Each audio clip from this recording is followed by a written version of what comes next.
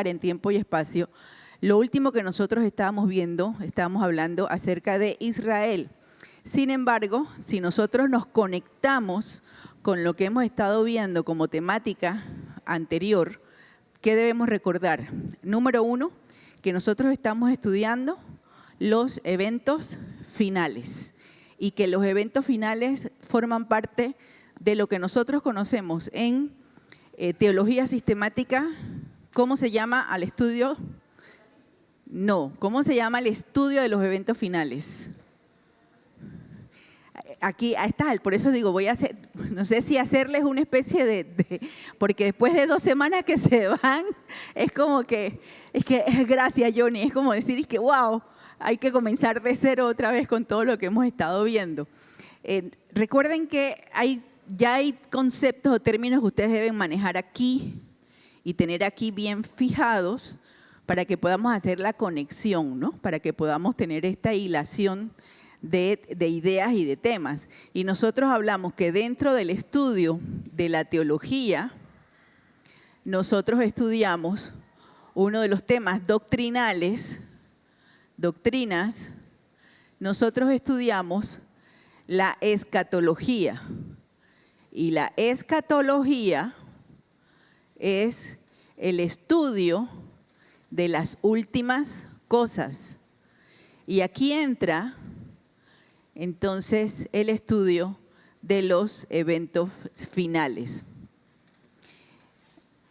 Es lo que hemos estado nosotros viendo a lo largo de las semanas anteriores y hemos estado estudiando, y ya son conceptos o son temas que debemos tener como poder conectar y saber de qué estamos hablando, ¿sí? Cuando hablamos de Apocalipsis, Apocalipsis es un libro de la Biblia. Es un libro de la Biblia. Apocalipsis no es el evento final. Apocalipsis es un libro, el último libro del Nuevo Testamento, y es uno de los libros que contiene gran parte de la información que nos da la Biblia acerca de los eventos finales o de la escatología. Y dentro de esta temática, para los que acaban de llegar, dentro de esta temática nosotros hemos estado viendo en algún tipo de orden. Llegaron hace como 1 hora, pero estaban comiendo. Eso se los digo a los que están en YouTube para que vean cómo me tratan. Dentro de los eventos finales o del estudio de la escatología, nosotros vamos a encontrar algunos subtemas y que son los que nosotros vamos a ver, ¿no? ¿Cuáles son todos estos temas que entran dentro del estudio de los eventos finales? Y vimos temas como ¿qué dice la Biblia acerca de la iglesia, lo que va a pasar con la iglesia en los tiempos finales? Y aquí es donde entra lo que un poco mencionaba cuando Elvira decía Apocalipsis. Nosotros encontramos en algunos libros del Nuevo Testamento, como en Apocalipsis, nosotros encontramos información acerca de la iglesia en los tiempos finales, pero no solamente en Apocalipsis, sino en varios libros del Nuevo Testamento. También nosotros dentro de la escatología bíblica, además de tener el tema o hablar del tema de la iglesia, también nosotros nos vamos a encontrar que hay otros temas como qué pasa, qué va a pasar en el mundo, qué dijo Dios, qué dijo Jesús, qué va a pasar en el mundo cuando se acerque el fin. Y aquí nosotros hablamos de que cuando hablamos del fin en escatología bíblica, ¿quién recuerda de qué estamos hablando? ¿Quién recuerda de qué estamos hablando cuando decimos fin de todas las cosas? ¿De qué estamos hablando? ¿Del regreso de Cristo única y exclusivamente? ¿De qué estamos hablando cuando fin de las cosas?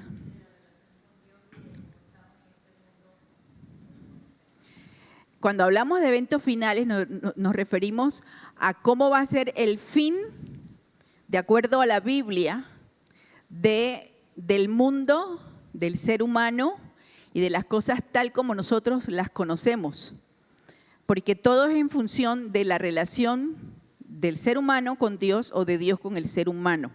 Entonces, por eso cuando hablamos del fin de las cosas, no nos estamos refiriendo a un solo evento o a un solo concepto, estamos hablando de un conjunto de, y dentro de ese conjunto de eventos o de situaciones, nosotros vamos a incluir o está incluido qué va a pasar con el mundo, qué va a pasar con las naciones, qué va a pasar con los gobiernos, qué va a pasar con la sociedad en general. ¿Qué nos dice la Biblia acerca de cómo van a terminar estas cosas? Porque la Biblia nos enseña que hay un comienzo y hay un final. No hay un comienzo de Dios, la Biblia nos enseña que Dios es eterno, pero sí hay un comienzo o hay un inicio que plantea ¿quién? Dios, de cómo se relaciona con el ser humano y con el mundo, con la creación. Y así como se anuncia o se nos describe en Génesis capítulo 1 que hay un inicio, también la Biblia nos describe que va a haber un final, ¿sí? En un final de esta realidad o de este mundo como nosotros lo conocemos y lo que nosotros vivimos, ¿sí? Y de esto, todo eso es lo que incluye el tema, el gran tema de la escatología o de los eventos finales o de las últimas cosas. Por eso que cuando decimos escatología o eventos finales, no solamente estamos hablando de la segunda venida, no solo estamos hablando de algunos temas que a la gente le llaman la atención como el anticristo, las guerras o el apocalipsis, ¿no? La catástrofe que la gente plantea, sino que se habla en general de cómo todo conduce de acuerdo a Dios al final de todas las cosas como nosotros las conocemos. Ahora, recordando que el final de las cosas y del mundo que nosotros conocemos no significa el fin de la relación de Dios con el ser humano, sino de esta realidad nuestra física, qué va a pasar, hacia dónde se encamina. Y es lo que la Biblia nos va describiendo desde el mismo Génesis hasta Apocalipsis, ¿sí? Estamos ubicados otra vez en temática, que es lo que hemos estado viendo.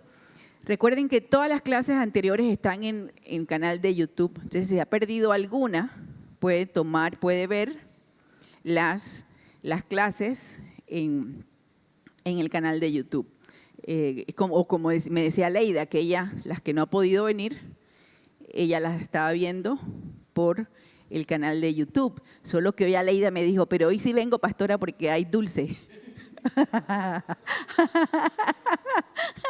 Y se ríe. Me reí muchísimo, sobre todo porque no hay cumpleañera, no vino la cumpleañera. Pero así es que recuerden que los temas están todos, los que hemos visto hasta ahora, en el canal de YouTube. Y dentro entonces de estas últimas cosas, nosotros nos encontramos, ¿cómo vamos a saber que estamos viviendo en los últimos tiempos o que ya comenzaron los eventos finales? Y decíamos en las clases que nosotros vamos a saber porque en la Biblia se nos habla de señales. Y quien habló de señales en diferentes momentos, encontramos en varios textos bíblicos, pero quien las puntualizó de una manera muy sencilla, con una enumeración muy sencilla, un listado muy sencillo, fue el mismo Señor Jesús en Mateo 24 y en Lucas 21 y en Marcos 13, que es donde encontramos esa recopilación o ese resumen de los eventos tal como el Señor describió cuáles serían las señales. Ahora, el fin apunta, ¿por qué nosotros asociamos el fin con la segunda venida de Cristo? ¿Por qué cuando pensamos en escatología, Apocalipsis, decimos segunda venida? ¿Por qué? ¿Por qué cuando alguien dice, yo pregunté y me dijeron segunda venida? ¿Por qué? ¿Por qué cuando pensamos en el fin, pensamos en segunda venida?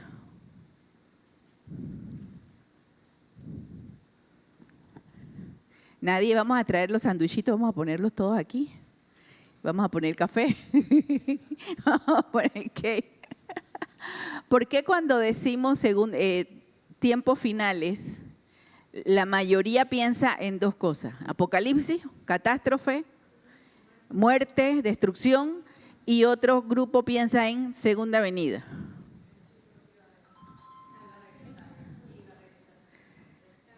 Porque Jesús, cuando Él respondió a las preguntas de cuáles serían las señales, los discípulos le habían hecho una pregunta muy concreta. Ellos le habían dicho, ¿cuáles serán las señales del fin y de tu venida? Entonces, por eso nosotros incluimos como prácticamente el evento cumbre o el evento máximo de la escatología o de los últimos tiempos, la segunda venida de Cristo. Entonces, a estas alturas, ¿qué estoy pretendiendo con traerles otra vez las temáticas? Es que a veces tenemos los temas más o menos claros, pero los tenemos como todos, uno por acá, otro por acá, otro por acá, y no terminamos de aprender a hacer un solo conjunto de temas al cual nosotros le veamos una hilación. Los temas de la Biblia no están disparados uno por aquí, otro por allá y sin sentido. Todos tienen un conductor y todos llevan hacia un fin o un propósito.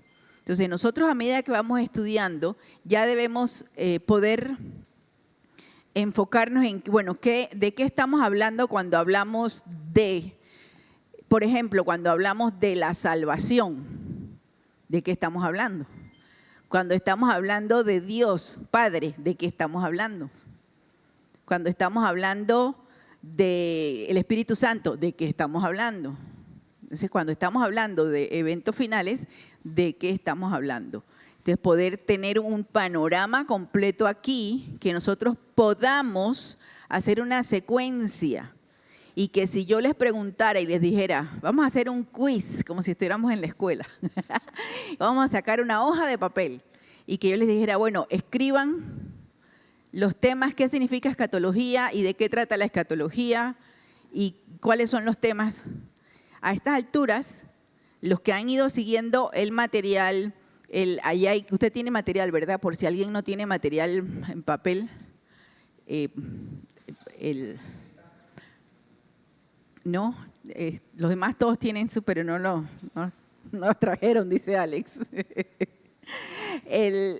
Que ustedes puedan ya tener aquí y decir, bueno, escatología, eventos finales, últimos tiempos, son los eventos asociados con el fin del mundo y de las cosas como las conocemos, tal como las enseña la Biblia, y que tienen que ver con la relación de Dios, con la creación y la relación de Dios con el ser humano.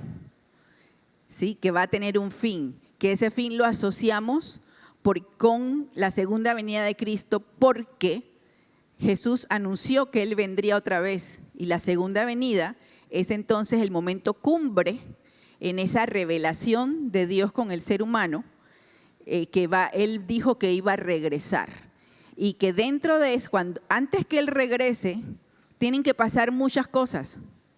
Y a todas esas cosas que van a pasar antes de que Él regrese, todo forma parte de los eventos finales. Y todas esas cosas que forman parte de los eventos finales, Jesús las anunció como señales. Y que van a ir llevándonos una a una hacia ese fin, esa cumbre que es el regreso de Cristo. ¿Y qué va a pasar? Y entonces nosotros estudiamos en escatología. ¿A qué viene Jesús? ¿Por qué va a venir otra vez?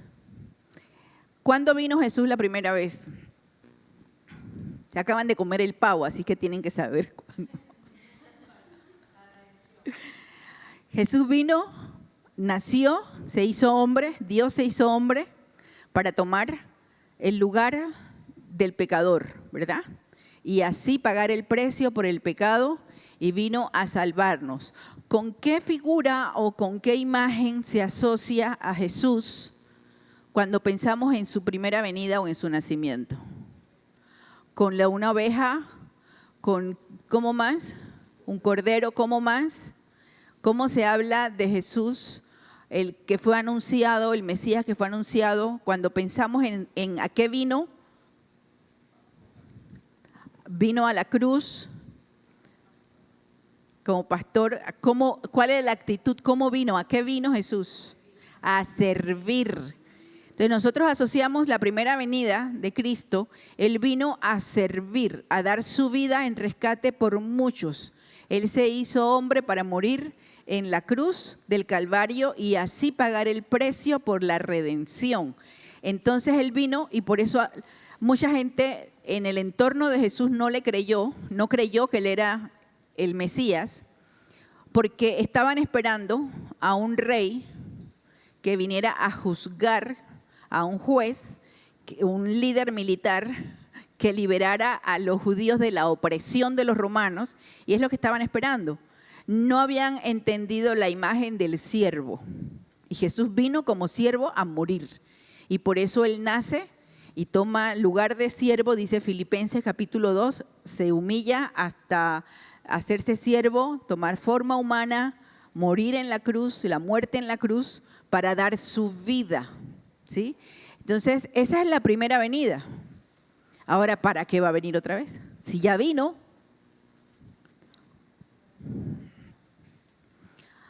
Ahora sí, para reinar. ¿Cómo así? Si alguien le da un micrófono a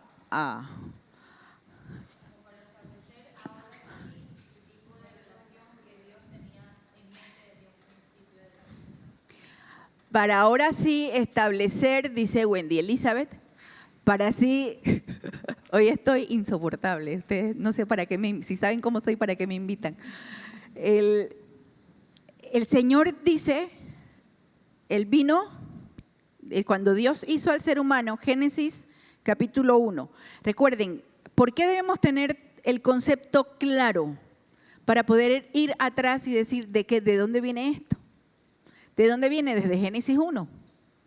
Génesis 1 dice que Dios creó el cielo y la tierra, hizo todo lo que hay y creó 1, 26 y 27 al ser humano conforme a su imagen y semejanza. Y le dijo al ser humano, ustedes están puestos aquí, administren, sojuzguen, enseñorense sobre la creación, hagan producir, multiplíquense. Había un propósito de Dios cuando Él hizo al ser humano y que se nos refrenda, en ese propósito está incluida la comunión de Dios con el ser humano, porque dice que Él bajaba al huerto y conversaba con ellos. Había una relación, una comunión, una comunicación. A eso se refiere Wendy cuando decía la relación original. Entonces entra el pecado, Génesis capítulo 3, y al entrar el pecado se produce una separación entre Dios y su creación, entre Dios y el ser humano, porque Dios no puede tener comunión con el pecado, porque Dios es santo. Entonces Dios lo que hace, Él dice que el ser humano buscó la manera él mismo de cubrir su situación, de cambiar su situación, y se hizo ropa, eran vegetarianos, se hicieron ropa con hojas de árboles, de higueras, se cubrieron. Pero esa no era suficiente. ¿A qué se refiere? ¿A que es malo la higuera? No. Lo que estaba en la explicación es que no podías pagar. El pecado costaba la vida. Había que pagar con la vida. No era suficiente sacrificio, no era suficiente sustitución, no era suficiente perdón. Para obtener perdón, cubrirse el esfuerzo humano. Es lo que enseña al final. El esfuerzo humano, no importa cuál sea, no puede cubrir el pecado que separa al ser humano de Dios. Entonces Dios mismo interviene y dice que Él los vistió. Él tomó pieles, o sea que hubo un sacrificio animal, derramamiento de sangre. ¿Por qué derramamiento de sangre? Parece que los estoy llevando por todas partes, pero es porque hay que tener claro de qué se trata, porque si no, nosotros llegamos hasta acá, Jesús vino, pero ¿por qué? ¿A qué viene? ¿Por qué? Porque la sangre, dice Génesis capítulo 6, la vida está en la sangre. Entonces solo se podía pagar el pecado con la vida, porque el pecado implicaba muerte. Entonces solo se podía pagar con la vida, y la vida estaba representada en la vida humana en la sangre. Entonces es Dios el que provee y el que les comienza, con eso les anuncia, no son ustedes los que van a cambiar su situación, No son ustedes con su esfuerzo los que pueden diseñar una forma de cambiar las cosas y de volver al estado original, por el propósito por el cual fueron creados. Esa provisión, esa solución tiene que venir de parte del Creador. El único que es perfecto y es santo que puede lograr esto. Entonces, a partir de ahí nosotros encontramos que entra el pecado, y vamos a ver por qué lo traigo a colación por la clase de hoy. Entra el pecado al mundo, y a partir de que entra el pecado al mundo, entra la separación, entra la muerte, y entonces parte de lo que vino a hacer Jesús cuando nació la primera vez, cuando vino la primera vez que nació, Él vino a pagar con su sangre, a ponerse en el lugar del pecador y a pagar el precio. ¿Para qué? Para que Él sea el intermediario. Él con su sangre pueda entonces ahora sí facilitar la comunión con Dios que se había perdido. Y entonces eso vino la primera vez. Él murió en la cruz, resucitó al tercer día, ascendió a los cielos y Él anunció, Juan 14, Juan 16, Él anunció que vendría otra vez. Hechos capítulo 1, verso 8, capítulo 1 hasta el verso 8, así como ustedes están viendo que Él se va, Él va a regresar, le dijeron los ángeles a los varones, Él va a regresar, pero ya no va a regresar ahora con la imagen de un siervo, ya no va a venir a morir otra vez, ya no va a venir a buscar una cruz, ahora Él viene, ahora sí, con la imagen que algunos estaban esperando, porque no entendieron la razón de su primera venida. Ahora sí, viene como juez y viene como rey. Entonces ya no es la misma imagen. Por eso la imagen que nos presenta el Apocalipsis y otros pasajes ya no son la imagen del siervo que sufre, de Isaías 53. Ahora es la imagen del rey que viene a reinar. Y por eso es que nosotros estamos esperándole. Por eso es que todos los eventos de los tiempos finales conducen a ese momento en que Él dijo que iba a regresar. Y que va a regresar ya no para morir, ya no para pagar el precio de la redención, sino para establecer justicia, juicio y para reinar. Entonces, de esa manera vamos a ver cómo más adelante, después de esa segunda venida, porque luego hay más, en la escatología y en los tiempos futuros no terminan con la segunda venida. Hay más. Entonces, por eso les decía, hablar de futuro no es solo hablar de segunda venida. Es más todavía, y vamos a ver cuáles son las posturas. Entonces, hasta aquí nosotros habíamos visto que el Señor Jesús habló de señales. Y en Mateo 24, Él dice, por ejemplo, que las señales incluirían, a ver de los que recuerdan, ¿cuáles son algunas de las señales que nos dijo Jesús que tendríamos, que veríamos o que aparecerían? Hambre, yo sigo esperando un tablero nuevo, pero vamos a ponernos en eso, don Stanley, porque ¿ah? Sí, ¿verdad? Que Wendy es la que nos regala los tableros. ¿Cuáles serían algunas de las señales de las que habló el Señor? Dijiste hambres, guerras, terremotos, ¿qué más? Huracanes, todo tipo de catástrofes climáticas. ¿Qué más anunció Jesús? Enfermedades, los hijos contra los padres, o sea, la falta de afecto natural, la maldad aumentaría, que es lo que estamos viendo. ¿Qué más habló el Señor que aparecerían en los últimos tiempos? Él dijo, vendrán, aparecerán, ¿qué cosas? Falsos profetas, falsos maestros, falsos cristos. Que Él dijo, si aparece alguien por ahí que dice, yo soy el Cristo, no le hagan caso, porque es mentira. Entonces, Él dijo, todas estas cosas van a acontecer como parte de las señales, pero aún no será el fin. Porque todavía habría más señales y más situaciones, entre esas todo lo que acontecería con Israel. y cuando habla de nación contra nación y guerras. Pero ¿cuáles serían las características de esas señales?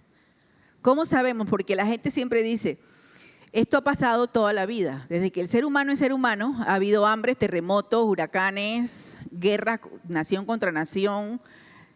¿Cuál es la característica para nosotros saber que, espérate, esto es diferente? Porque las señales iban a aumentar en frecuencia y en intensidad.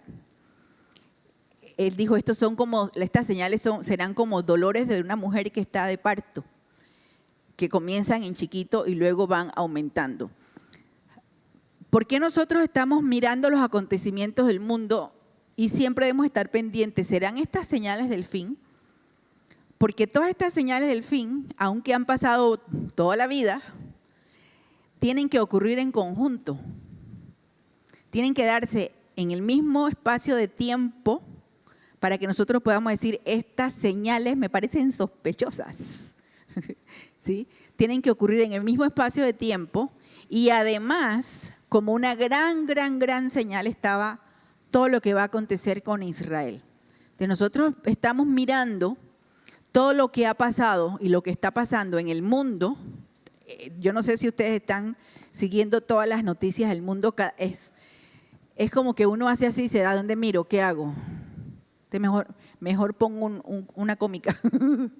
Mejor hago otra cosa porque uno mira, vieron los fuegos en California, los incendios en California, los vientos, la ola de frío impresionante que hay en Estados Unidos, todas las amenazas que siguen cada vez más aumentando en fuerza, en intensidad, de guerras, de invasiones. Ya hasta Panamá nos están amenazando sin deberla ni temerla. Nosotros estamos viendo ya como que, ¿por cuál de estas cosas oro? Porque oren por Ecuador, oremos por esto, oremos. La situación que está en Ecuador con la energía eléctrica, la cuestión económica, lo que pasa en Bolivia con todo lo que ha sucedido con el descalabro de toda la minería y de toda la política, lo que está pasando en Venezuela, que uno dice, ¿será este el momento? ¿Será? ¿No será? ¿Qué va a pasar mañana? ¿Qué va a pasar? Y uno ya no sabe para dónde mirar. Es parte, si uno suma todas esas señales, todos esos acontecimientos, y uno suma lo que uno está viendo en Israel, que comienza a acelerarse, decíamos en la clase pasada, a partir de 1948, cuando Israel se convierte en un Estado, y comienza a acelerarse todo lo que tiene que ver con Israel, y estamos viendo la posición ahorita que tiene Israel de guerra. Entonces uno dice, bueno, están como que hay muchas cosas que se están como un rompecabezas, ¿no? Piezas que se están uniendo, que nosotros debemos estar mirando para ver si podemos relacionarlas con los tiempos o los eventos finales. Entonces, eso es parte de la escatología. Por eso cuando ustedes le digan, o usted está estudiando, usted escuche, eventos finales, escatología, futuro, no piense solo en Apocalipsis o no piense solo en Segunda Venida. Ya hay que tener un cuadro, más o menos un panorama de a qué se está refiriendo la Biblia cuando nos dice qué va a pasar en el futuro, ¿sí? Por eso es que el creyente, nosotros no podemos vivir con miedo, porque está la información. A veces la información es difícil que nosotros la entendamos de una vez, porque hay un lenguaje que es tan figurado, hay un lenguaje que es apocalíptico, hay un lenguaje que uno dice, bueno, ¿y esto qué significa? ¿A qué se refiere? Pero la información está ahí y el Señor prometió que el Espíritu Santo nos iluminaría para entender. O sea que no es que el Señor nos dejó un rompecabezas imposible de armar. Él puso las piezas ahí y está frente a nosotros. Entonces aquel que sea diligente en estudiar va a ir encontrando el armado de todas las piezas. Esto nos lleva entonces, todavía no he comenzado la clase de hoy. Esto nos lleva entonces a otro de los temas que incluimos en el estudio de la escatología. Y es uno de los temas más sencillos y complicados a la vez. Yo siempre que estudio le digo a mi esposo, ¿cómo logro poner esto tan enredado, ponerlo de manera sencilla? Porque es profundo y es uno de los temas que uno le sale huyendo. Y es que dentro de la escatología está el estudio de la muerte. Y la muerte es uno de los temas que a uno no le gusta ni pensar ni hablar, y sin embargo es uno de los temas que son inevitables, ineludibles y que forman parte de la vida. Estaba estudiando y escuchaba a un predicador que decía, hay que planificar morir bien. Y yo decía, qué interesante el concepto, porque nosotros planificamos para vivir bien, pero no planificamos para morir bien.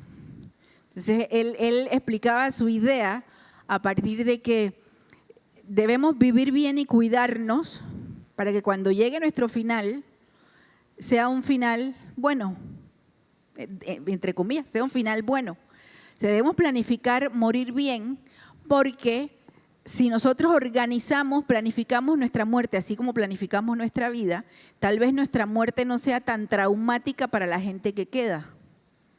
O sea, si uno planifica, si va a dejar bienes, si va a dejar herencias, si va a dejar tal cosa, qué va a pasar con las cosas que voy a dejar. Es planificar, y sin embargo, uno no, ni siquiera hay gente que dice, no me hables de eso. Hay gente que le dice, oye, ya hiciste el testamento. No, eso es mala suerte, y buscan madera. Te dice, ay, y dice, ay, no, esto es de plástico. Ay, ¿dónde que toco madera? No, yo no hablo de eso. Otros te dicen, es que estoy muy joven para hablar de eso. La muerte está muy lejana. La muerte es impredecible. La muerte, uno no sabe si va a despertar o uno no sabe si va a terminar el día. Independientemente de la edad, de la condición. Yo tenía un profesor de estadística que siempre nos decía, solamente hay dos cosas seguras en la vida: los impuestos y la muerte. Decía, no puedes evitarlo, no puedes evitar la muerte. Entonces, parte cuando nos sentamos con la palabra de Dios, un estudio responsable de los eventos finales y de la palabra de Dios es estudiar la muerte. Entonces, por eso hoy vamos a hablar de dos cosas: de la muerte y del estado intermedio, que es una de las preguntas son dos de los grandes temas que aparecen en la humanidad desde siempre, desde toda la vida. Ahora, yo quiero que alguien me defina qué entiende por muerte.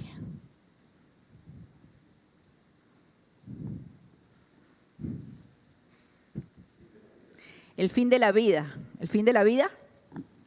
¿Alguien más? Separación.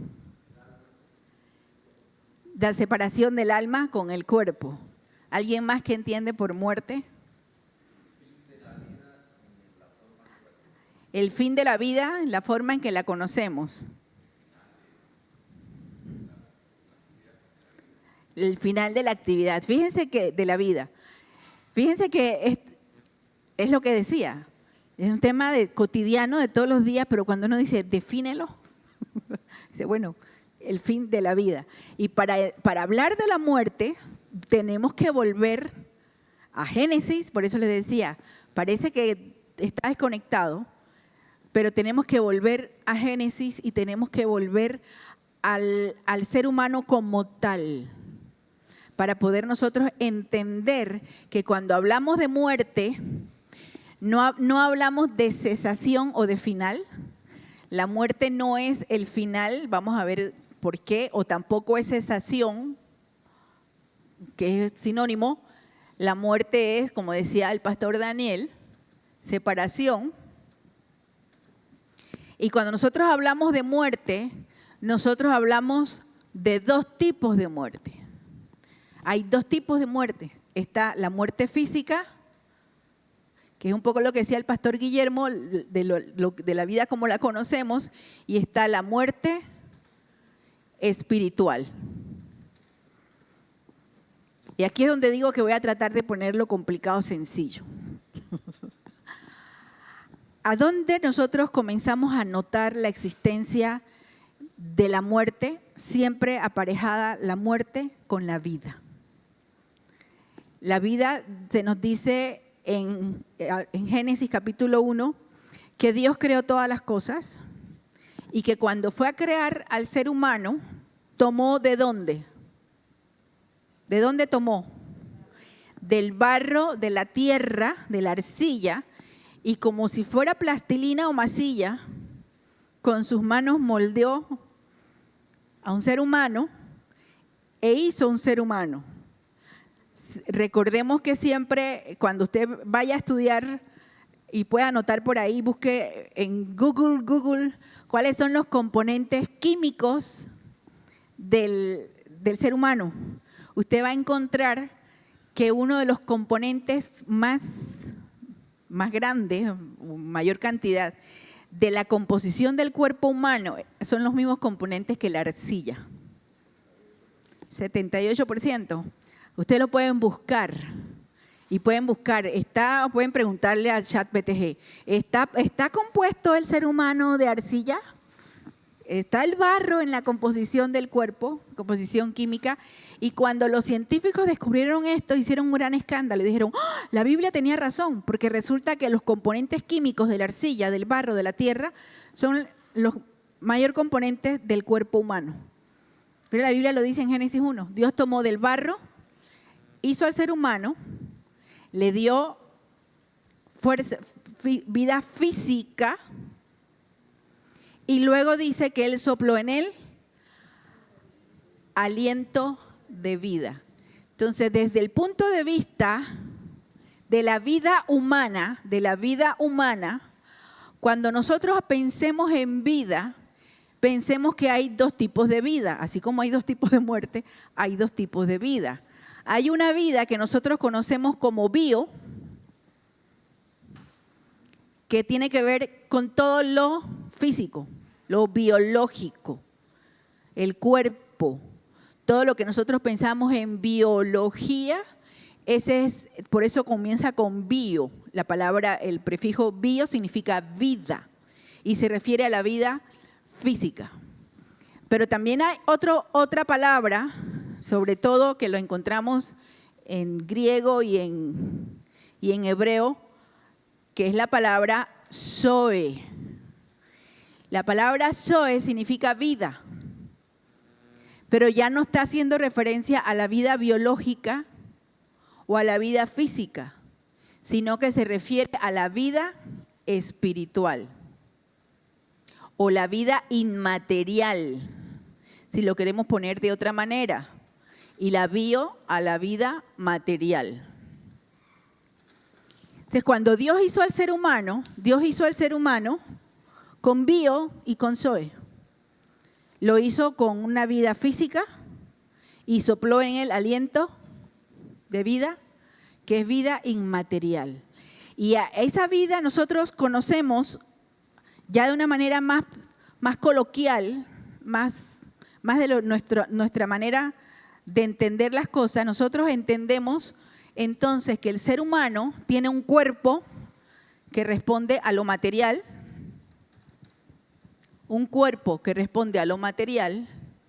y tiene una parte inmaterial que, de acuerdo a cómo lo menciona la Biblia lo menciona como alma y espíritu. De ahí que se hable que el ser humano es tripartita, como una especie de reflejo de la imagen de Dios, que Dios no tiene cuerpo físico, pero Dios es trino. 3 personas, la Trinidad, Padre, Hijo, Espíritu Santo. Entonces Dios hace a un ser humano que es tripartita, tiene 3 partes. El cuerpo, que es esta parte de la vida que vive en el mundo exterior, que se comunica, que es la que interacciona, es la que trabaja, es la que vive, es la que come rico y le sabe rico la comida. El cuerpo es el que reacciona cuando se enamora Y cuando la gente se enamora dice, ay, tengo mariposas en el estómago. Yo decía, tengo canguros en la garganta. Porque que como todo el mundo tiene esto, porque yo no tengo mariposas, tengo canguros que saltan. ¿Sí? Entonces, pero no, el cuerpo es la vida física. Es todo lo que es físico, todo lo que reacciona ¿perdón? Se ve y se toca. Todo lo que puede tocar, todo lo que tiene que ver con los sentidos, es lo físico. Y eso es el cuerpo. Entonces Dios hace un ser humano, toma la arcilla y hace un cuerpo. Y lo hace, el cuerpo humano es una cosa impresionante. Cuando usted se mete a estudiar cómo funciona el cuerpo humano, es una cosa indescriptible, indescriptible. Todos los circuitos que tienen que ver con la circulación, con el sistema nervioso, cómo funciona el estómago, cómo Dios hizo que a partir del sistema nervioso y de la médula y todo vayan saliendo ramificaciones nerviosas que están pareadas. Tienes el mismo nervio que tienes para la derecha, lo tienes para la izquierda, por eso se llama par. Entonces uno va y van enervando todo el cuerpo y todo reacciona. ¿Por qué a la gente, eso creo que Pastor Daniel se acuerda que una vez hablamos de eso, ¿por qué la gente cuando tiene ansiedad, angustia o qué sé yo, puede tener gastritis o dolor de estómago? Porque está uno de los pares nerviosos, es el nervio, el 10º par que se le dicen vago. El nervio vago. El nervio vago tiene la característica que recorre y puede enervar muchos, por eso dicen vago, porque recorre muchas partes del cuerpo, que anda por muchas partes, pero que además comunica mucho de todo lo que tiene que ver con el cerebro, la parte emocional, viene a dar a la parte del estómago. Entonces, por eso es que cuando uno tiene, o trae que hay gente que te dice, no son 3, solamente son 2, material e inmaterial. Pero la Biblia habla constantemente, por ejemplo, en 1 de Tesalonicenses, creo que es 5:20, alguien que la busque porque si no voy a estar inventando. 1 de Tesalonicenses, cuando dice al final, creo que es al final, no me acuerdo si es, o 5:23, no me acuerdo. Ya saben que yo a veces tengo los textos, cuando dice que todo tu ser, tu espíritu, alma y cuerpo, ¿qué texto es? Que todo tu ser, espíritu, alma y cuerpo.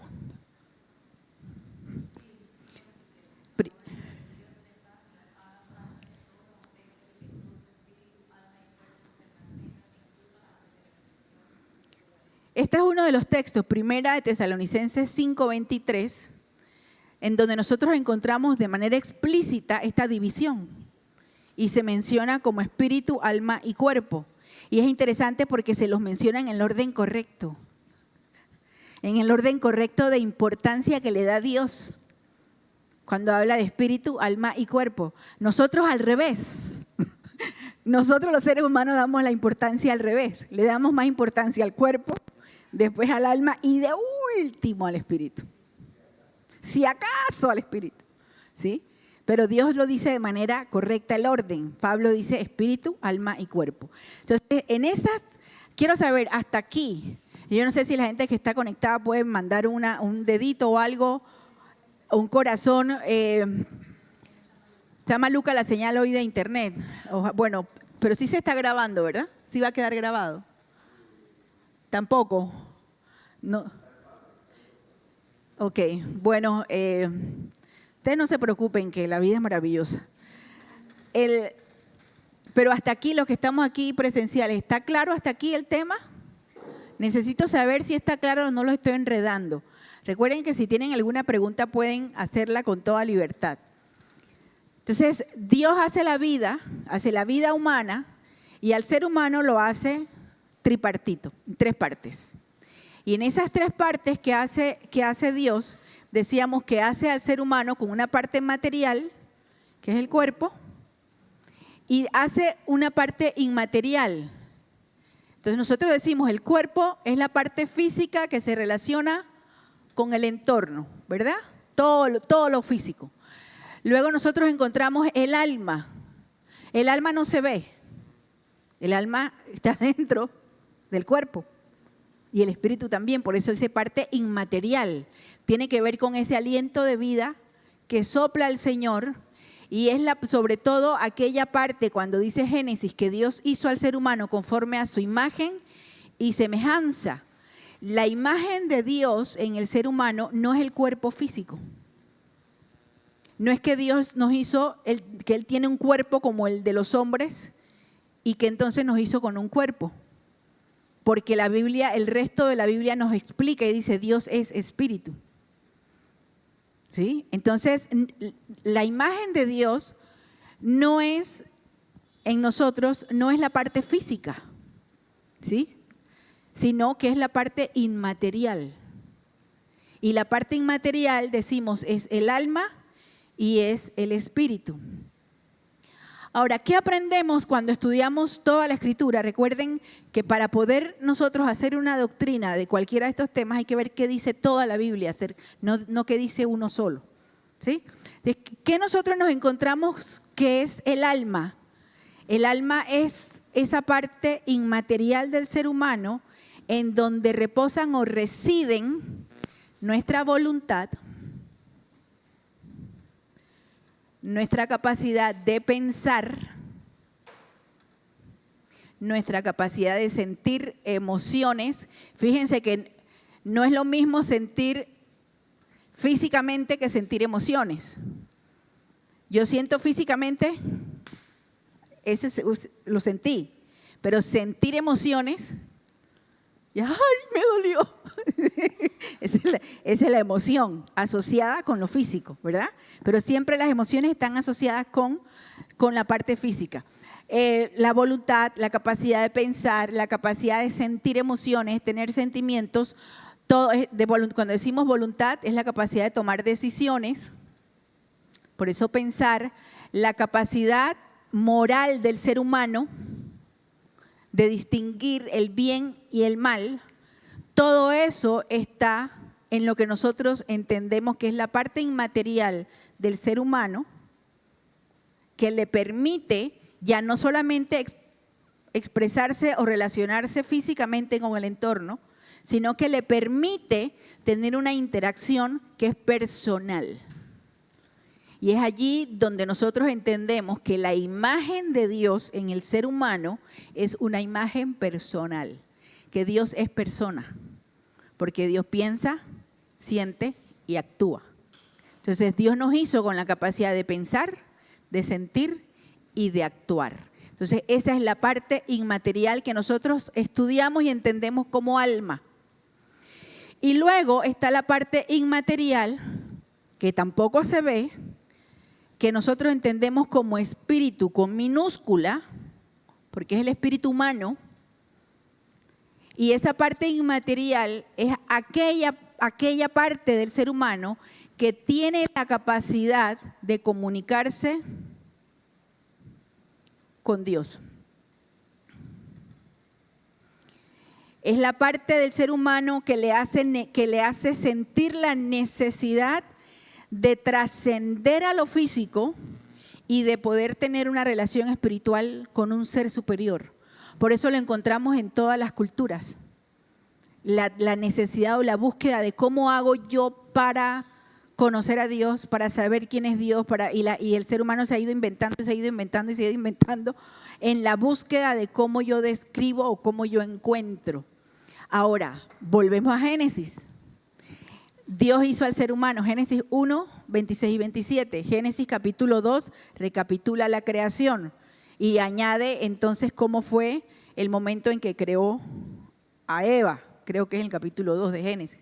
Ahora, ¿qué pasó en el capítulo 3? Dios había puesto, en el Edén, había puesto, eso lo vimos en la primera clase, había puesto 2 árboles. Uno, el árbol de la vida, que por lo que nos describe Génesis, capacitaba al ser humano a que mientras lo consumía fuera inmortal. Mientras estaba ahí, mientras vivía y tenía comunión con Dios, consumía el árbol de la vida, era inmortal. Y el otro árbol, que era el árbol del conocimiento del bien y del mal. Y Dios le dice al ser humano, no comas de allí. Cuando el ser humano decide irse en contra de Dios, desobedecer a Dios, entonces es que entra una figura que no había aparecido. Entra la figura del pecado y entra la figura de la muerte. Dios le dice al ser humano, le había dicho, no comas del árbol del bien y del mal, porque el día que lo hagas, ciertamente morirás. Ya había una sentencia, se había anunciado una sentencia de muerte. Entonces, el ser humano peca, el ser humano se va contra Dios, Dios le anula el acceso a la inmortalidad y el ser humano entonces queda expuesto a la muerte. Y a la muerte, decíamos, la muerte es separación. ¿Por qué sabemos que la muerte es separación? ¿Qué pasó cuando Adán y Eva comieron, que no era manzana sino pera, decía mi sobrino? ¿Qué pasó cuando Adán y Eva comieron del árbol que no debían comer? Dios les había dicho, ciertamente morirás. ¿Se murieron? No se murieron.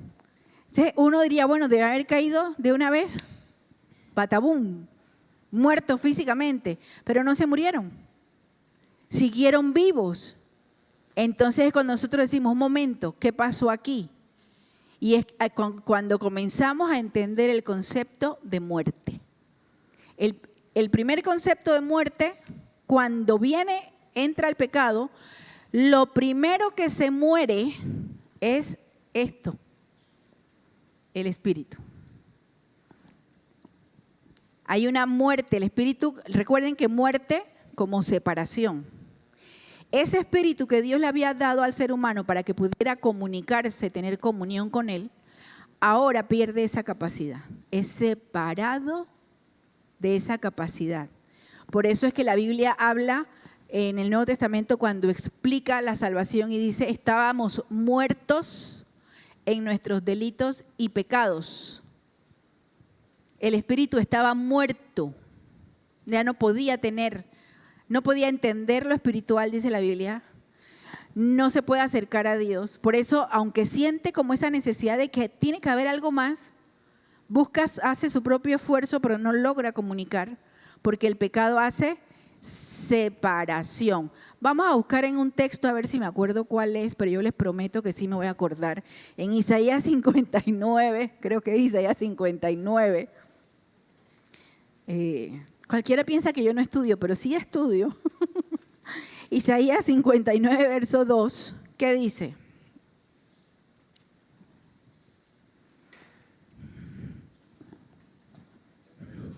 Isaías 59, 2. Son sus pecados los que nos han separado de Dios. A causa de esos pecados, Él se alejó y ya no los escuchará. Dice, son sus pecados los que nos han separado de Dios. O sea, el pecado hace que ocurra esta separación. Físicamente, y como decía un amigo en Honduras, almáticamente, el ser humano sigue vivo. Pero ahora su espíritu está muerto a lo espiritual. No puede tener comunión con Dios. Decíamos, Dios es espíritu. Por eso hace al ser humano con espíritu, para que pueda tener comunión y pueda entender a Dios y pueda comunicarse con Dios. Entra el pecado, hay separación. Te queda muerto. Por eso la primera obra, la primera venida de Jesús, cuando vino al mundo, cuando nació en Belén y fue a la cruz, fue para que por su muerte Él acabara con el poder del pecado y ahora aquellos que por Cristo reciben la redención, ahora su espíritu está vivo para Dios. Porque hay un texto en Corintios, si me lo busca el pastor Guillermo o el pastor Daniel, ¿por qué? Cuando dice que Adán era un un espíritu viviente, pero Jesús es un espíritu vivificante. Entonces vamos a buscar el texto porque no me gusta inventar cosas, sino que lo lean. Eso está en Corintios, pero mientras me lo encuentran, cuando habla, no me acuerdo si es capítulo 11.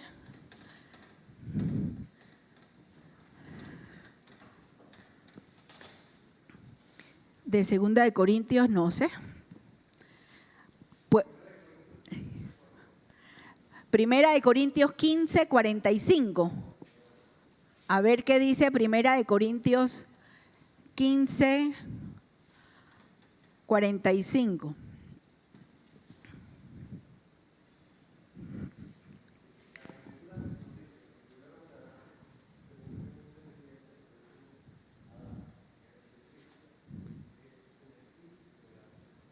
¿Ven la diferencia? Dice, Adán fue creado por Dios como una criatura viviente. O sea, Dios le dio vida a Adán. Pero luego vino Cristo y Cristo, Él mismo, es quien da vida. Entonces, no es lo mismo ser un ser viviente que un espíritu vivificante. O sea, ningún ser humano, nosotros no podemos dar vida espiritual a nadie. Las madres pueden dar vida física, los padres engendran vida física, pero el único que puede dar vida espiritual es Dios. Entonces, por eso Jesús vino a ser un espíritu vivificante y con su muerte y resurrección ahora se puede volver a tener, al recibir a Cristo, el espíritu vuelve a vivir. Y ahora nosotros por eso es que podemos amarle, podemos conocerle, podemos sentirnos mal cuando le fallamos, podemos anhelarle, podemos extrañarle cuando medio nos alejamos, porque ahora nuestro espíritu está vivo a Dios. Pero ¿quién lo vivificó? Jesús. ¿Se acuerdan cuando decíamos que las hojas de la higuera no podían cambiar la situación del ser humano? Los esfuerzos humanos no podían volver a restaurar la relación con Dios, solamente Dios lo podía hacer. Dios lo hizo por medio de Jesucristo. Entonces, Jesucristo vino a dar vida y por eso dice Lucas 10, vino a dar vida y vida en abundancia. Así ya extrañaba las preguntas de Wendy con micrófono y todo, prepárense.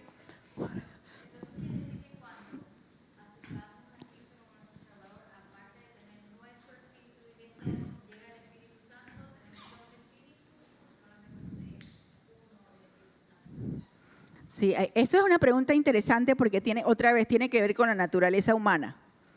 Por un lado, aquí estamos, bueno, vamos a hacer un humano bien hecho.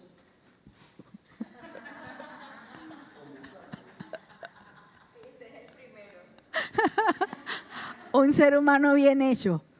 Aun cuando nosotros entendemos, como una manera de explicarlo, que el ser humano tiene 3 partes, no lo podemos ver desintegrado, o sea, así como separado. No podemos decir mi cuerpo va para allá, mi alma va para allá y mi espíritu va para allá, y el cuerpo irse a vivir en el pecado y decirle al espíritu, espérame aquí, ahorita vuelvo. Que a veces es lo que pensamos que sucede, sino que somos seres integrales. La única forma en que nuestro espíritu vuelva a vivir es porque el Espíritu de Dios, cuando llegamos a Él, le da vida. ¿Sí? Ahora tiene vida. Pero ¿cuál es parte de la obra del Espíritu Santo? Dice la obra del Espíritu Santo, la Biblia nos dice, el Espíritu Santo morará en ustedes y los sellará. Entonces, de alguna manera, si es que el Espíritu Santo no anula tu espíritu, ¿ok? El Espíritu Santo viene a morar en nuestro ser integral, espíritu, viene a morar en nuestro espíritu, no va a morar en mi cuerpo, porque es espíritu, ¿Y para qué viene el Espíritu Santo? El Espíritu Santo, y esta es otra clase, pero yo sabía que Wendy me iba a sacar del tema, pero yo así la quiero. Hay dos partes importantes en esta pregunta, porque el Espíritu Santo, ¿qué hace? Cuando nosotros le entregamos nuestra vida a Cristo, el Espíritu Santo viene a nosotros y al hacer morada en nosotros, hace algo que es interesante, nos sella. Hay un sello, nosotros no lo vemos, no lo sentimos, es espiritual. Como cuando tú agarras un sello de esto de goma y le pones a tu libro tu nombre, que propiedad de Erika Harris, no se lo lleve. Así, ese es un sello. Eso es espiritual y es invisible, pero eso es parte de la obra que viene el Espíritu Santo a hacer. De tal manera que quedamos identificados. Que no importa, por eso es que vendrá el enemigo contra nosotros y a decirnos, tú no le perteneces a Dios, tú no sé qué, ahí está el sello. Es espiritual, nosotros no lo vemos, una obra del Espíritu. Pero además de eso, el Espíritu Santo viene a morar, dice, en nuestros corazones, hablando del Espíritu, viene a morar, ¿para qué? ¿Para qué viene a morar el Espíritu Santo en nosotros? Para iluminarnos, para que entendamos la palabra, entendamos a Dios, para dirigirnos en nuestra vida cristiana, para ayudar en nuestra comunión con Dios, dice Romanos capítulo 8, el verso 26 y 27, que el Espíritu Santo intercede por nosotros cuando nosotros estamos en oración, porque a veces no sabemos qué pedir y Él pide por nosotros. Entonces es una obra que hace el Espíritu Santo en los creyentes y nos ayuda a la transformación, ¿qué dice? Para que Cristo sea formado en nosotros. Entonces, de alguna manera es como si tú dijeras, bueno, entonces ahora son dos espíritus, sí, pero no en el sentido de que los dos espíritus son míos y me pertenecen. Mi espíritu, o sea, soy yo, soy una persona completa, un ser integral, y viene a morar en mí. ¿En quién? En el creyente. Por eso es que una y otra vez yo siempre insisto en que nosotros debemos tener cuidado de cómo nosotros le hacemos creer a la gente. Le compartimos a veces la palabra a quien no conoce al Señor y le hacemos creer que todas las bendiciones son para ellos, todas las promesas son para ellos, todo lo que dice en la Biblia se va a cumplir sin ningún tipo de entendimiento. No. Tú no le puedes decir a una persona que no conoce al Señor que a los que aman a Dios todas las cosas le ayudan para bien. Porque está sacando el texto de contexto. No puedes. Todo el capítulo 8 de Romanos está exclusivamente dirigido a los creyentes. Comienza Romanos 8:1, pues ninguna condenación hay para los que están en Cristo Jesús. Entonces nosotros agarramos los textos de la Biblia y los repartimos así como que fueran postales de Facebook y de Canva. Vaya para allá, y téngalo, y agárrelo. Y la gente, claro, si no es compromiso, Dios me va a bendecir. Si yo tenga nada que hacer, estamos evangelizando mal, llevando mal el evangelio. El Espíritu Santo hace esa obra, pero solo en aquel que le ha entregado su vida a Cristo. ¿Sí? No sé si me expliqué. Entonces, que es otro tema, otra clase que es muy largo, pero solo quería darte una explicación más o menos sencilla. Entonces, todo esto es la vida. Es cuando nosotros funcionamos, venimos a Dios y está en nuestra vida, el Espíritu Santo también viene a trabajar en nuestra alma, porque es el que nos ayuda a que nosotros entendamos, por ahí no, que nos revela la voluntad de Dios, nos ayuda a entender la palabra, nos ayuda a formar nuestro carácter, por lo que decía el pastor Daniel, que va trabajando en la formación de la imagen de Cristo en nosotros. Entonces, esa es obra del Espíritu Santo en nuestras vidas. ¿Por qué es posible? Porque ahora somos seres vivos para Dios, por causa de la acción vivificante de Cristo en nuestras vidas por su muerte en la cruz. Entonces, fíjense cómo, por eso les digo, tenemos que verlo como un todo y no como asuntos aislados, sino qué es lo que enseña la Biblia acerca de todo. Ahora bien, ¿qué pasa? Que a partir de que entra la muerte, entra el pecado, entra la muerte. Lo primero que muere, decíamos, fue el espíritu, era la separación. Luego la muerte, aun cuando esa separación que produce, que el alma del ser humano se distorsione. El pecado produce que el alma se distorsione, porque ahora el ser humano, a partir de la entrada del pecado, el hombre y la mujer el instinto hacia qué lo llevaba, hacia el mal. Encontramos Génesis, otra vez vamos a Génesis, Génesis 3. Lo primero que hace el pecado, ¿qué hizo Caín? Mató a su hermano. El cuerpo es el instrumento para matar, pero ¿dónde nace el homicidio? Nace en la mente, en el corazón, ¿ok?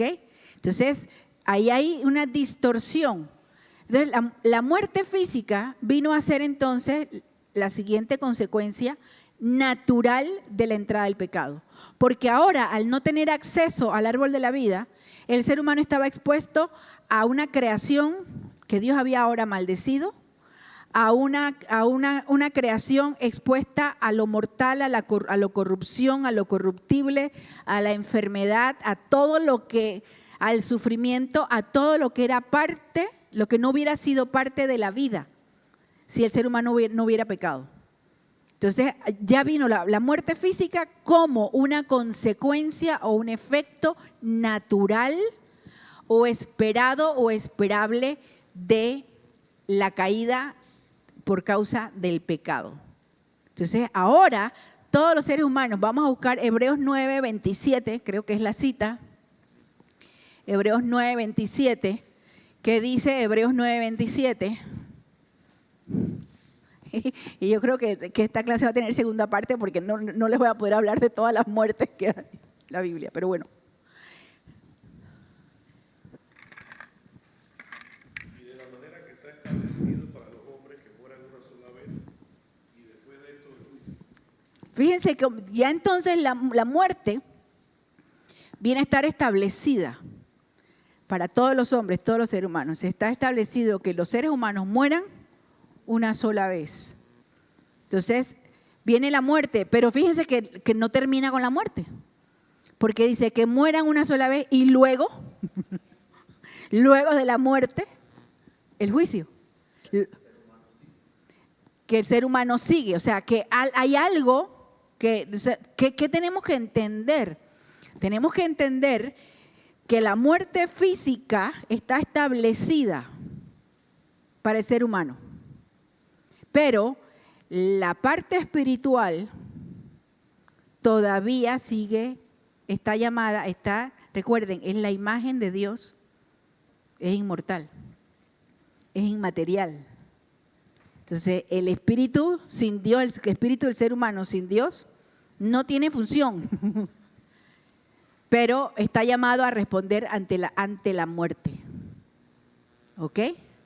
Sí, me estoy explicando, hasta aquí me estoy explicando. Entonces, a veces le veo así la carita a Wendy, como que yo digo, me preparo porque digo, viene el taekwondo, el kung fu, el kickboxing, por ahí estoy esperando la patadita. Ahora bien, recuerden que no importa, si algo no queda claro, ustedes levantan la mano y me dicen, Erika, repite desde que comenzaste de hablar de escatología. No, mentira. Entonces, entra la muerte física, está establecida, Hebreos 9:27, está establecida que el ser humano, que el hombre muera una sola vez. O sea, que la muerte está garantizada para todo el mundo. Entonces vamos a ver por qué va a haber gente que no va a morir.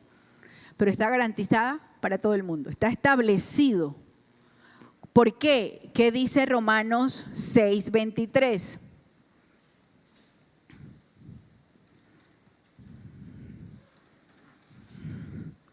Yo les he contado mi historia con Romanos 6:23. ¿Qué dice Romanos 6:23? Porque la paga del pecado es muerte, mas la dádiva de Dios es vida eterna en Cristo Jesús. La paga del pecado es muerte. Por eso es que está establecido que el hombre muera una vez y luego el juicio, porque la muerte entró como pago por el pecado. La consecuencia o el efecto del pecado es la muerte. Pero entonces uno dice, ¿pero y eso es igual para los creyentes? Si Jesús vino a restaurar todas las cosas, ¿por qué los creyentes nos morimos? Porque uno diría, ¿por qué? Si debería ser diferente. Y es donde nosotros debemos por eso aprender las diferencias entre la muerte. La muerte física está establecida. ¿Por qué? ¿Por qué de alguna manera, independientemente de la obra de Cristo, el cuerpo sigue muriendo. Porque nuestro cuerpo físico no ha sido redimido. ¿Qué redimió Jesús en la cruz? La persona. ¿Pero qué es lo primero que había que redimir? El espíritu que estaba muerto por delitos y pecados. Pero el cuerpo nuestro cuerpo, sigue estando ¿dónde? ¿Dónde está mi cuerpo ahorita mismo? En la ciudad de Panamá, en Obarrio, en calle 50. ¿Dónde está mi cuerpo ahora mismo? ¿Dónde está tu cuerpo? En el mundo. Nosotros somos parte de una creación que está sojuzgada por el pecado y sometida a la muerte como efecto del pecado. Entonces, nuestro cuerpo, que no ha sido redimido, que no ha sido transformado, que no está adaptado o adecuado a la inmortalidad, sigue sujeto a los efectos de vivir en el mundo.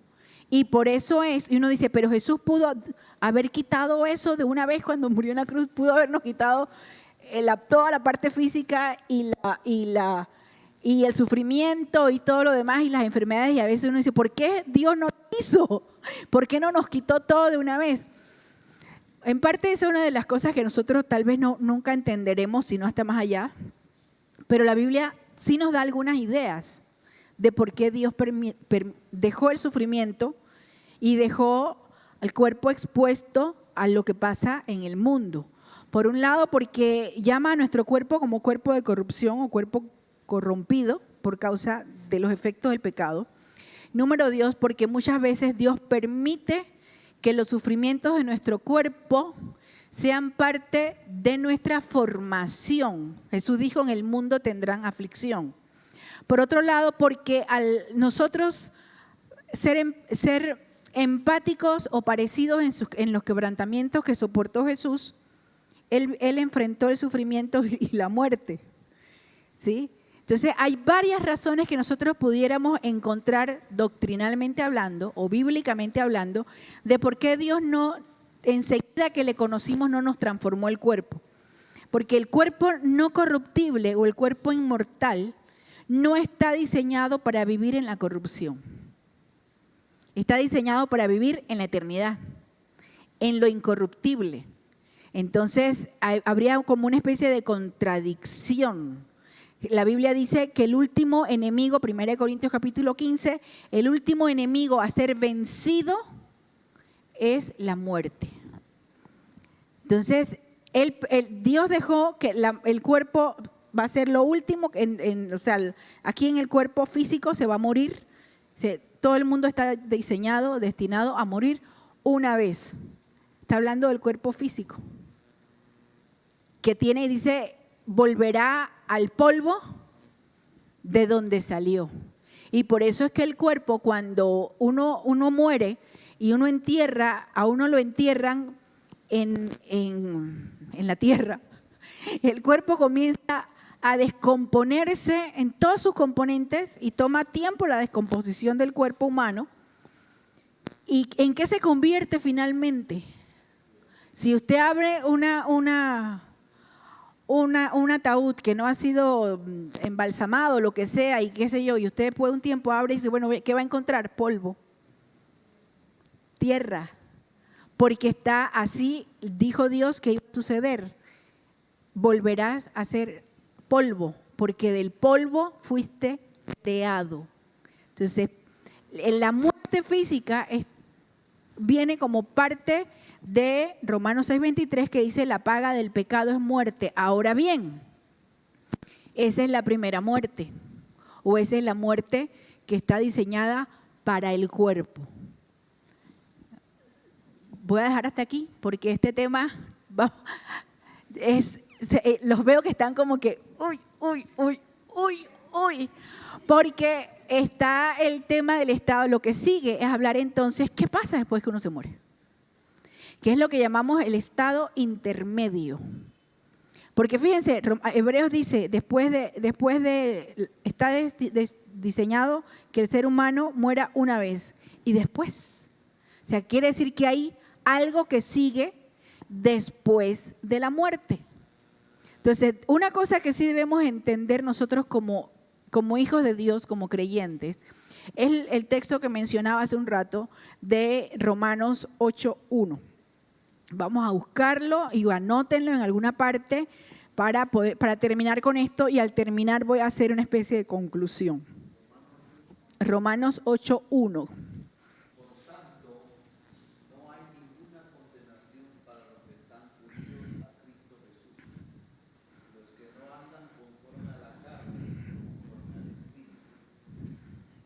Fíjense, cuando ustedes estudien, yo les animo a estudiar Romanos, y si usted no tiene mi libro de Romanos, adquiéralo para que estudie Romanos, arrepiéntase, porque el libro de Romanos contiene en los primeros 8 capítulos todo concepto doctrinal que el creyente necesita saber acerca de su salvación y de su relación con Dios. Todos los primeros 8 capítulos. Entonces, cuando nosotros leemos en Romanos 8:1 dice, ninguna condenación hay para los que están en Cristo Jesús. Tenemos que entender de dónde viene eso. ¿De qué está hablando en Romanos 7? Por ejemplo, revisen en su Biblia, en Romanos 7, aunque no lo leamos, revisen cuál es la temática que está mencionando Pablo en Romanos 7. Habla de la ley, ¿de qué más habla? De la carne. Habla del ser humano esclavizado por el pecado, ¿sí? Y Pablo a veces hablaba y escribía y uno dice, pero es que no le entiendo a Pablo, porque Pablo decía cosas como en Romanos 7, lo que quiero hacer no lo hago y lo que no debo hacer eso hago, y uno dice, pero espérate Pablo, ¿de qué estás hablando? ¿Que lo haces o no lo haces? Y está hablando Pablo acerca del impulso natural hacia el mal, hacia el pecado, de cómo la naturaleza humana nos lleva a querer a lo malo, como que en el pecado encontramos placer o gratificación o gusto, y luego y vamos más atrás. ¿De qué está hablando en Romanos 6? Romanos 6, ¿cómo termina? Porque la paga del pecado es muerte. Entonces está hablando de la naturaleza humana, la naturaleza caída, y luego como el pecado, Romanos 3 dice, no hay bueno ni uno solo, todo el mundo está condenado por causa del pecado, y la paga del pecado es muerte.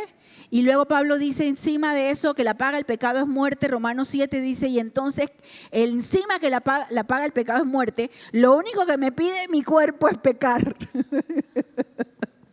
Lo único que quiero hacer es lo malo, es el pecado. Y dice, termina Romanos 7 diciendo, miserable de mí, ¿qué puedo hacer con esta carne mía que siempre quiere ir hacia el mal? Y termina diciendo, pero gracias sean dadas a Dios por nuestro Señor Jesucristo. Es donde Pablo enseña, sí, esa es la tendencia humana y la naturaleza humana que se desboca sin Dios. Y que no importa cuántos vestidos de guerra se haga, no puede cubrir, no puede cambiar su naturaleza, no puede cubrir su pecado, sus propios esfuerzos no pueden cambiar nada. Por eso él termina diciendo, pero gracias sean dadas a Dios por nuestro Señor Jesucristo, porque él es el que lo pudo hacer. Y luego de que él habla y explica esto, entra a Romanos 8 y dice, ninguna condenación hay para los que están en Cristo Jesús. ¿Cómo unimos con Romanos 6:23 y con la muerte? Que la muerte, la separación del ser humano con Dios, es la paga del pecado, es la condenación a estar separados de Dios. Esa es la paga del pecado, estar separados de Dios. Pero gracias a Dios por nuestro Señor Jesucristo, que Él pagó el precio por nosotros, de tal manera que para los que están en Cristo Jesús, ya no hay paga del pecado, es muerte. ¿Ok? Ahora la muerte para el creyente es el desgaste, el deterioro físico, es la parte de su parte física.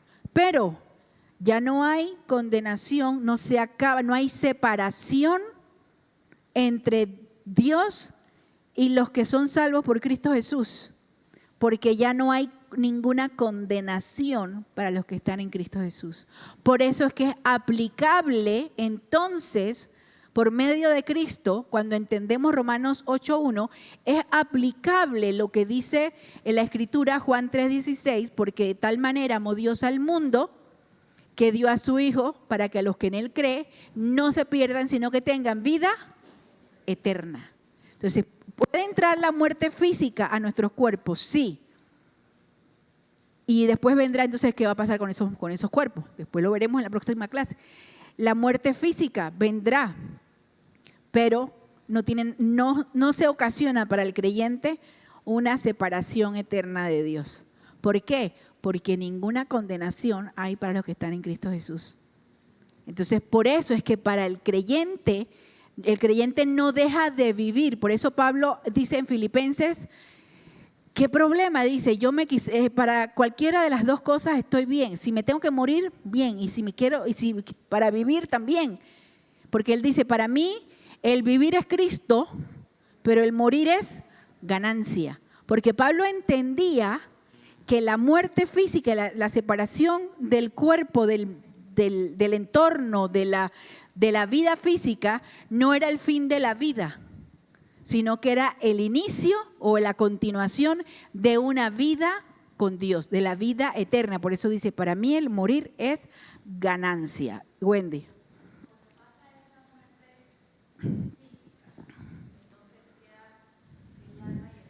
Uh-huh. Son las dos los que continúan siendo personas y van luego a unirse con Cristo, o solamente ya el alma y ya no hay necesidad del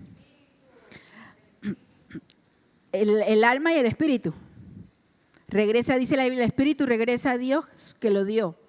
Y por eso es que cuando vamos a ver la próxima semana, se dan cuenta cómo este tema, entre comillas, es muy sencillo, pero muy complejo. Dice que el alma, el espíritu vuelve a Dios quien lo dio. Entonces ahí es donde vamos a ver qué dice la Biblia acerca del estado intermedio. ¿Por qué estado intermedio? Porque va a llegar un momento de la resurrección de los cuerpos. Y que vamos a ser revestidos de un cuerpo inmortal e incorruptible. 1 Corintios 15. Lean todo 1 Corintios 15, subrayen todo lo que puedan. Es larguísimo, se van a encontrar con un larguísimo capítulo, pero hagan el ejercicio de hacerlo. El Espíritu dice, vuelve a Dios, que entonces es ahí donde viene el tema de, bueno, entonces, ¿qué pasa? Entre que la persona muere, el Espíritu va a Dios, dice la Biblia, el Espíritu va a Dios, y vamos a ver qué nos dice ese estado entre la parte que habla la Biblia de la resurrección de los cuerpos y de la eternidad con Dios. Entonces, ¿qué pasa en el intermedio? ¿Qué pasa con el creyente? ¿Qué pasa con el no creyente? ¿Qué dice la Biblia? Si fíjense, ¿por qué ustedes van a encontrar el tema de la muerte cuando estudian doctrina? Lo pueden encontrar cuando estudian antropología, que es la doctrina del hombre. Lo pueden encontrar cuando estudian amartología, que es la doctrina del pecado. Lo pueden encontrar cuando estudian soteriología, que es el estudio de la salvación.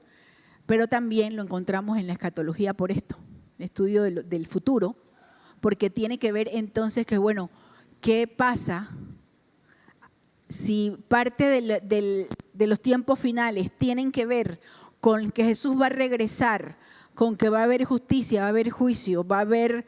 ¿Qué pasa con la gente que se muere? ¿Qué tiene que ver la muerte con todo esto? ¿Qué tiene que ver la muerte del creyente? ¿Cómo se vive la muerte del creyente? ¿Cómo nosotros tenemos que entender la muerte? Y cobra mucho significado cuando decía al principio de la clase, que decía de este predicador que decía, hay que planificarse para morir bien. No solo para vivir bien, sino para morir bien.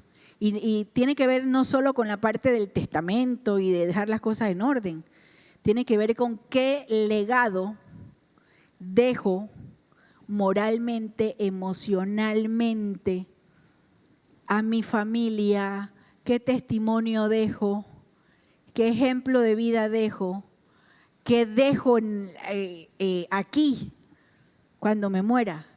Entonces nosotros no pensamos en esas cosas porque oímos muerte y decimos, no me hables de eso, no me hables de eso. Porque claro, la muerte, a la gente le tiene miedo a la muerte. Y fíjense, yo quiero ayudarles a cambiar el chip un poquito. Ténganle miedo a morir, pero no le tengan miedo a la muerte. Porque el miedo a morir es natural.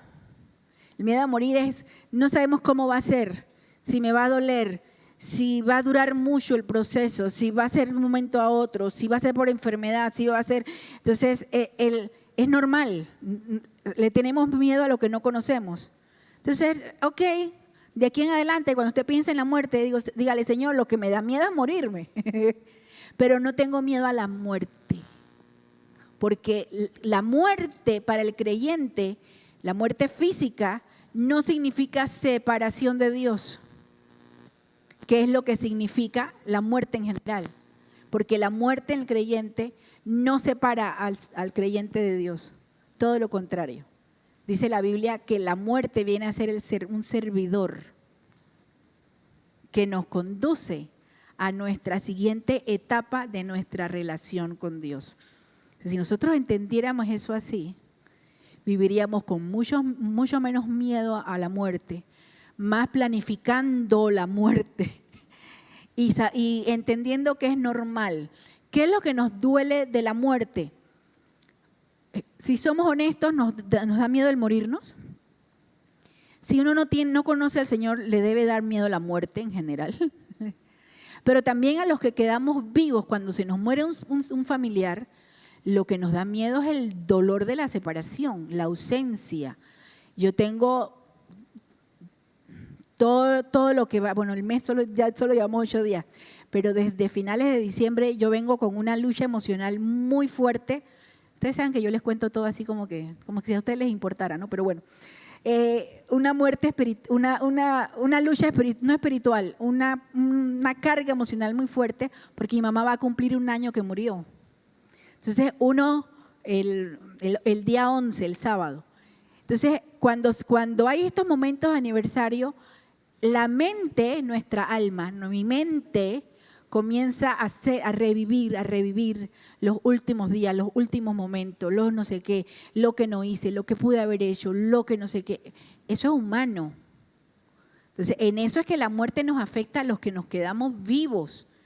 Pero si yo me siento y digo, pero mi mamá está muerta de la risa, mi mamá está mejor que yo, mi mamá está feliz con el Señor, yo me preocuparía menos. Pero honestamente lo que a nosotros nos cuesta es la separación de la persona que se va. Pero si nosotros cada vez que recordamos, no se fue, está con el Señor, entonces vendrá un consuelo a nuestras vidas. Y así él iba a decir algo.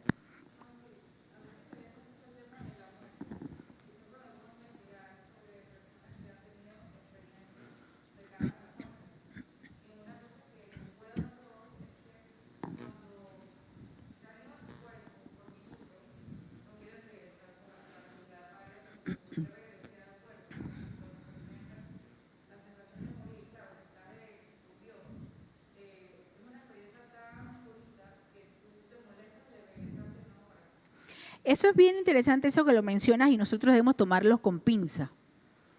Todo lo que usted lea o escuche de experiencias cercanas a la muerte, tómelo con pinza. Porque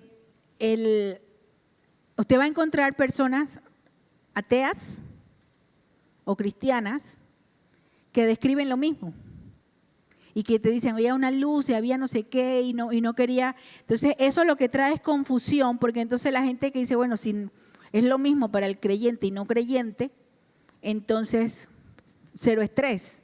Entonces eso hay que tomarlo con pinza y uno tiene que tener mucho cuidado de no creer todo, porque hay cantidad de gente que dice que fui al cielo, que fui al infierno, que fui a no sé dónde, que Jesús me llevó y me mostró no sé qué. Entonces, ¿para qué tenemos la Biblia si Jesús nos va a estar llevando y mostrando y trayendo y llevando y al Coney Island y a la montaña rusa y me lleva de paseo y me vuelve a traer? Entonces uno dice, entonces, ¿para qué nos dejó la Biblia? La Biblia solo nos muestra Y solo así, a través de la experiencia de Pablo, porque uno dice, para Pablo era fácil decir, morir es ganancia, porque él ya había visto lo que había. Cuando uno lee que él describe que fue llevado al tercer cielo y no puede hablar de todo lo que vio, de cosas indescriptibles, y uno entiende por qué Pablo estaba seguro, me voy, pero no nos da detalle. Por alguna razón o por muchas razones, Dios no se encarga de darnos todos los detalles de las cosas que uno puede encontrar ni de lo maravilloso. Entonces puede ser engañoso cuando uno lee y escucha que hay personas que dicen es que vi, que no sé qué y que tuve esta experiencia. Yo no niego la experiencia de la gente que dice yo vi, que no sé qué, pero uno tiene que ir a la Biblia. Sí, porque claro, yo no puedo, si tú me dices, yo estoy segura que yo lo experimenté y todo, yo no te voy a andar peleando con tu experiencia, con lo que tú dices, pero yo me voy a ir a la Biblia. ¿Qué dice la Biblia acerca de esto? No se nos habla al revés, Lucas capítulo 16, se nos habla de que los muertos no pueden regresar a contarnos nada y uno tampoco puede ver lo que está allá. Entonces, y sobre todo si para la gente que se muere y uno le dice, es lo mismo, vio lo mismo un ateo, o un no sé qué, o un no sé qué, y que un cristiano, entonces ahí es donde viene la parte del engaño, es decir, bueno, esto es igual para todos, entonces no hay necesidad de creer o de preocuparse por creer. Entonces hay personas que han tenido experiencias así, hay personas que al contrario dicen que ha sido una experiencia horrorosa, que es bien porque a veces nosotros nos quedamos y nos gusta quedarnos con la parte bonita, que que había una luz y que no, pero hay personas que han tenido experiencias horrorosas en ese mismo trance. Y claro, los científicos lo explican desde el punto de vista científico y dicen que son residuos neuronales, etc. No vamos a entrar ahí, ¿no? Pero que te hablan que esto y esto y esto. Y te lo explican desde el punto de vista científico, ¿no? De los residuos que tienen las neuronas y que te hacen ver, sentir, etcétera, etcétera. Y hay personas que te dicen, sí, tú no puedes negar mi experiencia porque yo lo vi, yo lo viví. Entonces, yo no peleo con la gente que cuenta su experiencia, pero sí entiendo que tengo que cogerlo con pinza. ¿No? Y que yo puedo decir, esa es su experiencia, pero yo me voy a lo que dice la palabra. Entonces, porque es un tema interesante. ¿Y por qué nos interesa? Ya voy, Pastor Guillermo. ¿Por qué es bien interesante el fenómeno hacia la muerte o el interés de la muerte? La mayor cantidad de libros que están teniendo éxito actualmente editorial y que se venden como bestseller y todo, hablando del punto de vista secular, son los llamados thrillers o novelas negras, todo lo que tiene que ver con asesinatos y muertes. Y hay de todo tipo, hay novela negra o thrillers o de asesinato y todo, desde lo más gore, o sea, desde lo más terrible, hasta lo que llaman ahora el comedy crime, que es como bien comodito, como de té, ¿no? Como crímenes de salón de té. Y es un género que es el género literario, entre comillas, que más está atrayendo a lectores. Por otro lado, vemos que en muchos países se celebra más la muerte que la vida. Entonces tú ves que está México, que tú dices, ¿qué pasa con México? Esa celebración a la muerte, y tú no te puedes meter con un mexicano, y se los digo yo que soy mexicana, no te puedes meter con un mexicano a decirle nada de su día de muerto y de su... Tú mira, calladita me veo más bonita, porque para ellos eso es, y le hacen altares a los muertos y les ponen, y les ponen, y les ponen. Desde el punto de vista de explicación psicológica más frecuente, es que uno trata de aquello, de exponerse y de explicarse aquello que no entiende y que le produce temor. Entonces, como lo que a la gente le produce temor es la muerte, los asesinatos, los crímenes, no sé qué, hacia allá se va y los lee. Como le produce temor todo lo que tiene que ver con la muerte y todo, ves que las naciones exaltan la muerte, es interesante. Y por otro lado, sentimos curiosidad de cuando oímos, alguien fue al cielo y regresó, alguien tuvo esta experiencia, también nos atrae la curiosidad, pero tiene que ver como un fenómeno natural de uno tratar de entender o explicarse aquello que nos genera en el fondo temor. ¿Me expliqué? Y curiosidad, temor y curiosidad, porque somos curiosos como los gatos. Pastor Guillermo.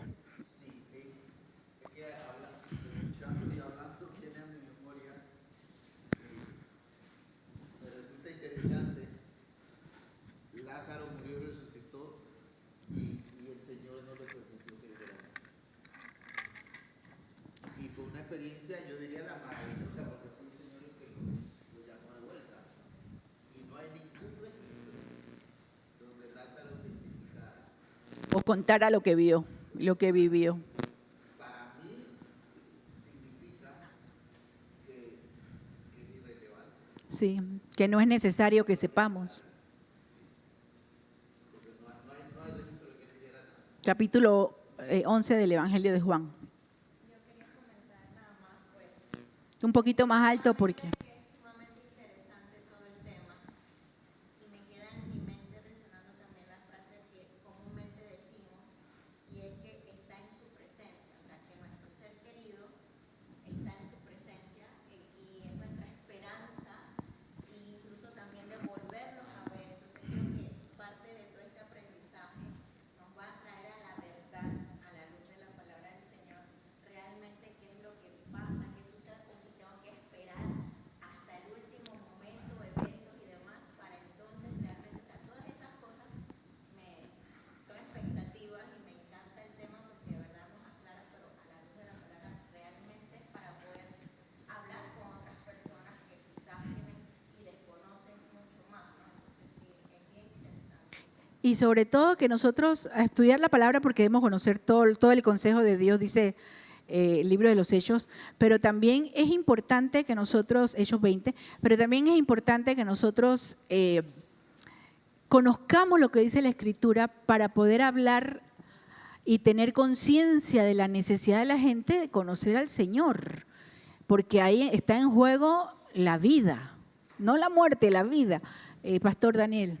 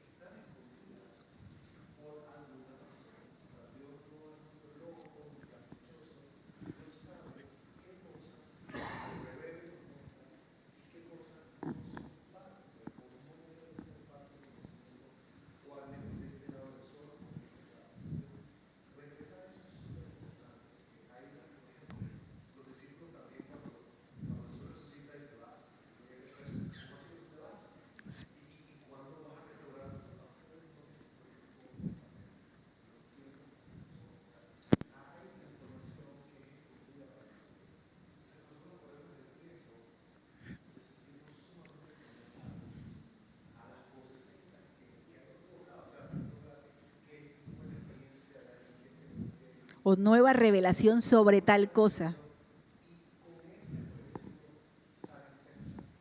Ujú. Ujú.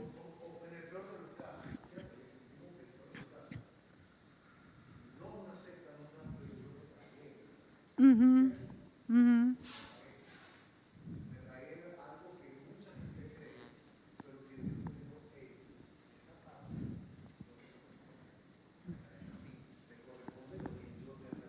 Ujú.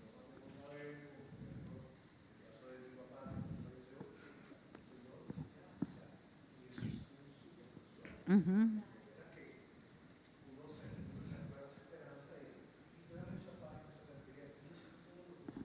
Ujú.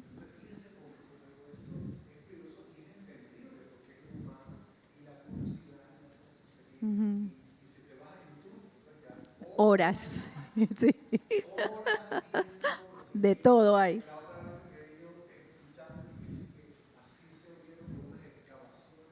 Que el infierno por Rusia.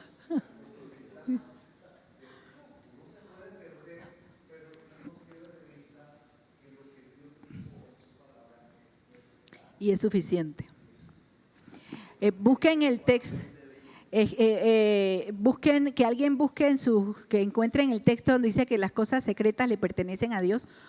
Busquen en su teléfono tienen que buscarlo porque sí, no me acuerdo de la cita. Tu teléfono.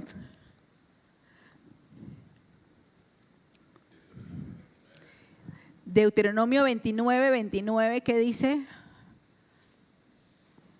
Eso también tiene que ver con la versión, ¿no? A ver,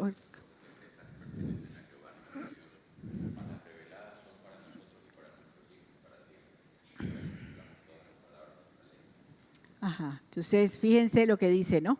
Que las cosas secretas pertenecen a Dios y las reveladas, ¿a quiénes?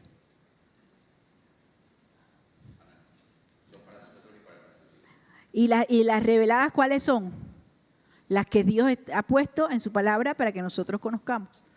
Entonces, lo que no está ahí, Corintios también dice algo interesante, dice, ahora vemos las cosas como por espejo, no las entendemos del todo, no las vemos con claridad.